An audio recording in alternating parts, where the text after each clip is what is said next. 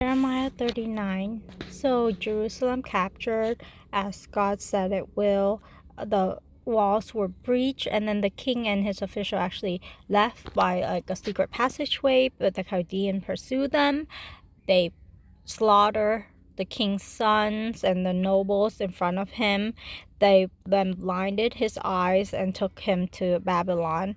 And I'm just wondering what went through his mind at this point. I mean, like, he could have listened to God many times. He chose not to, and everything unfolded as God says. So I wonder what he was thinking at this time.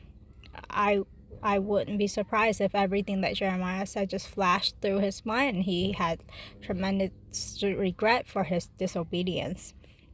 However, Jeremiah was spared. Like the Nebuchadnezzar actually don't know how, but he actually knew about Jeremiah and told his official to like pretty much do what Jeremiah says and don't harm him. So not only did God protect Jeremiah, God made him find favor with Nebuchadnezzar. And I don't know how Nebuchadnezzar learned of Jeremiah and how he knew about him, but he did somehow. We are not told in the Bible. Now, maybe the people who defected, like who went to the king Babylon or like the Chaldean and surrender, those good fruit maybe have told him about Jeremiah. I don't know. However, and then not only that, Ebed-Melech, the Ethiopian that rescued Jeremiah, by rescuing Jeremiah from the cistern, the muddy like well pretty much, then he showed tremendous faith in God and he spoke up to the king when no one else would. And so God then said that he will have his own life as splendor because he has trusted in God, and he showed his trust in God through his actions toward saving Jeremiah. And God reiterated again that his word for the city is for disaster and not for prosperity. However, God in his Bible tell us that he has a good plan for us, to all who love him, who believe in him, who are his children. That means if you're not his children, you don't have that promise. It's not good to all people, it's to all who believe. And then he has plans to good plans for us, not to harm us but to prosper us.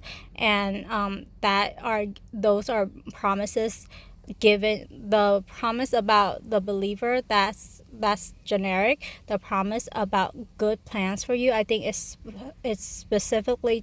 specified toward a person. I think it was Jeremiah, but I think we know God's heart, that God wants his children to prosper. What father doesn't want that, you know? And so we can apply that to our own life too, for those who love God. And when I read this, it further kind of like clarify another aspect of God's judgment and grace, that even though he already destined a city to be destroyed, he still saves people who believe in him.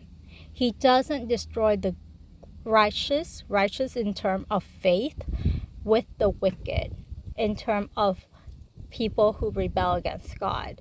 But even though the whole city is set for destruction, he still save those who belong to him. Whoever he doesn't want killed, whoever he deemed to be suitable to continue living, he saved them. And not only that, not even the righteous. It says even here that there's the poor. So right here, right here. And then, but some of the poorest people who had nothing, then those people, they were left behind in the land of Judah and gave them vineyard and fields. So God has to judge. There will be a moment that he judges, but his judgment is always good. it's always correct and it's always timely. And that's a message that is reiterated through the Bible again and again. And people who read the Bible and try to understand the character of God through the Bible, they can see that this is who God is. He is who he says he is.